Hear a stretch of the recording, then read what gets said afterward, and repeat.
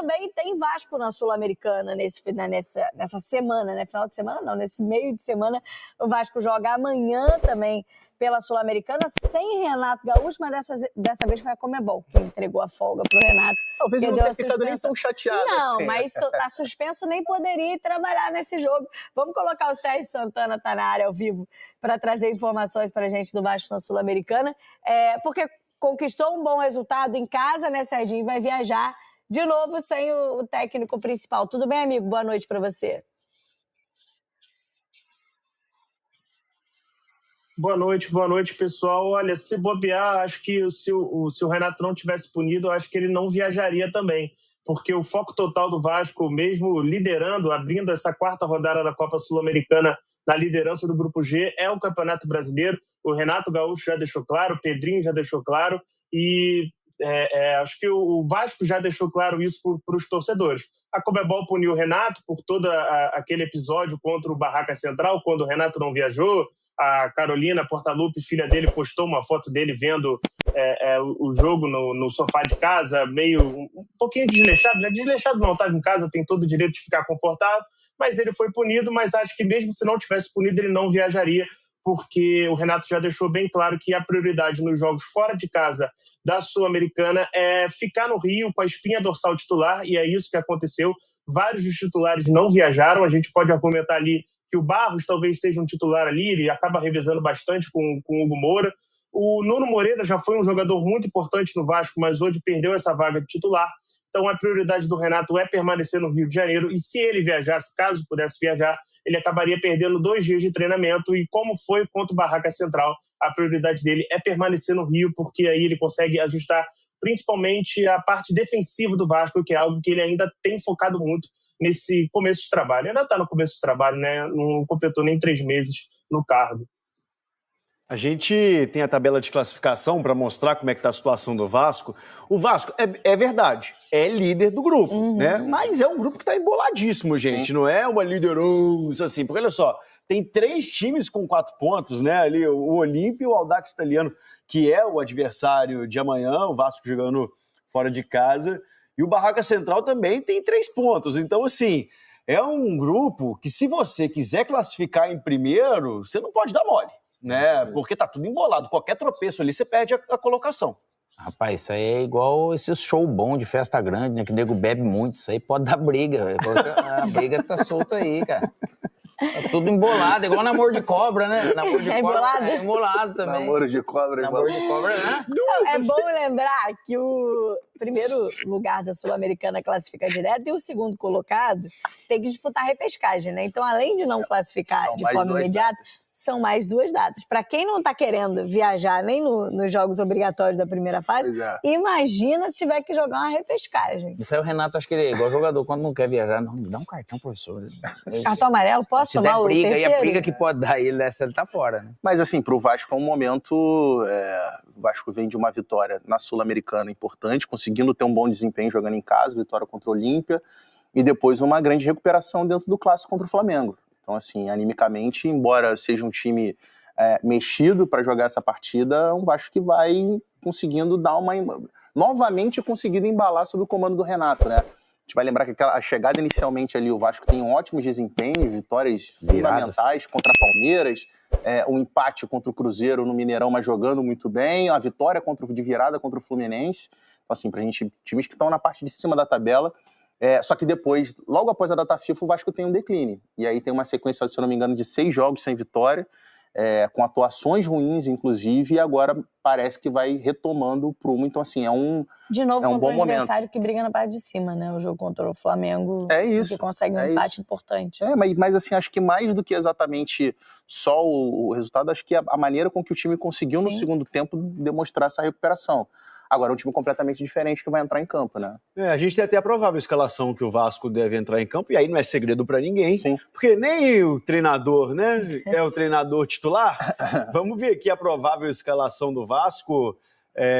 A gente tem aqui, ó, no nosso telão mesmo, a gente vê a provável escalação do Vasco para essa partida. Serginho já volta, Serginho. Até mesmo o goleiro, né? Não deve ser o titular com Fusato. Paulo Henrique, né? Uma possibilidade de jogar na lateral direita, ainda seria, né?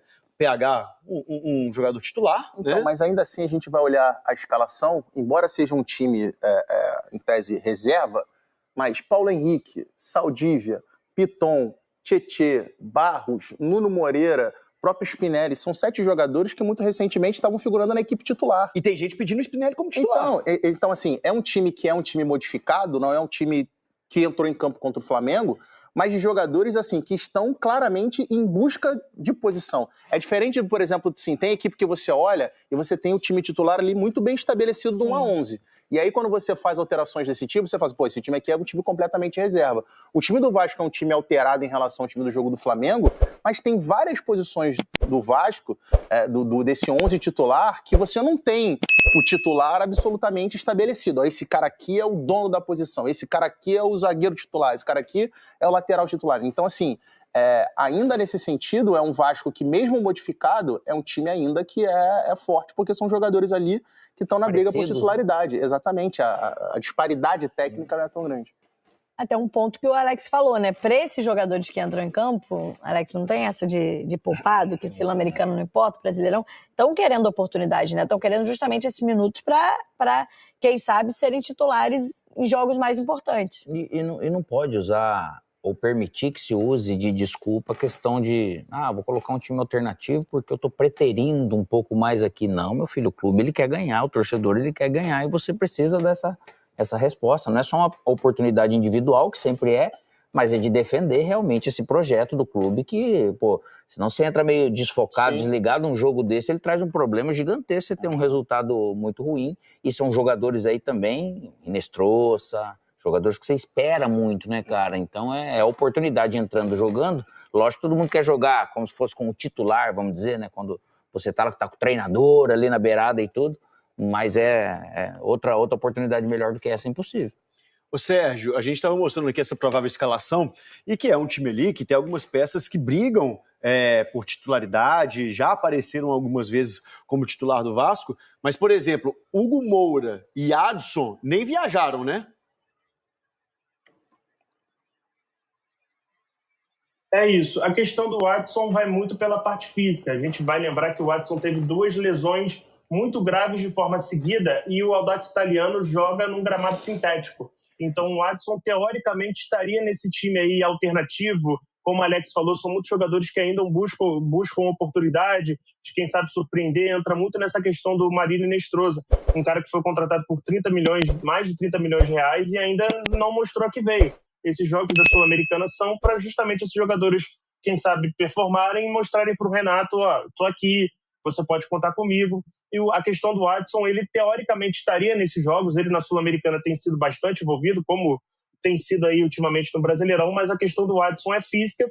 E o Hugo Moura, o fato dele não ter sido relacionado por uma opção técnica, talvez indique que ele seja titular contra o Atlético Paranaense no domingo.